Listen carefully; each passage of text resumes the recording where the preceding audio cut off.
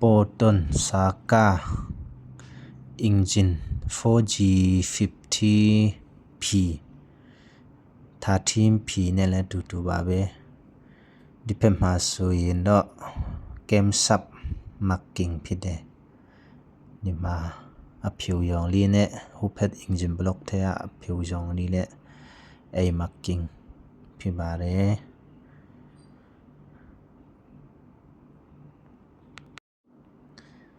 ပြီးရင်အောက်မှာ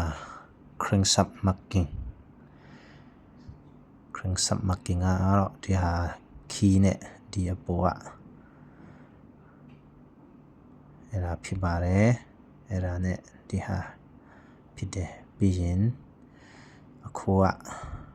timing bell ထည့်ပြီးသွားပြီဆိုတော့ timing bell ထည့်ရင်လည်းဒီဟာ marking ကတက်ဖြစ်ရမှာဖြစ်တယ်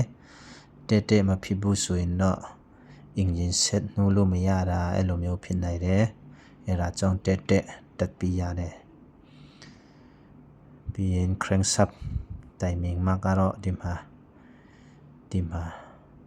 ဒီ key နဲ့ဒီအပေါ်ကmarking လုပ်ထားလေးနဲ့ဟာအဲ့ဒါနဲ့တက်ဖြစ်ရမှာဖြစ်တယ်တက်နည်းနည်းလေးလွဲတာတော့ကိစ္စမရှိဘူးဒါပေမဲ့တလိုက်လောက်လွဲရင်တော့ဆက်နှိုးလို့ရမှာမဟုတ်တော့ဘူးကြည့်ရတင်ပါတယ်အားလုံး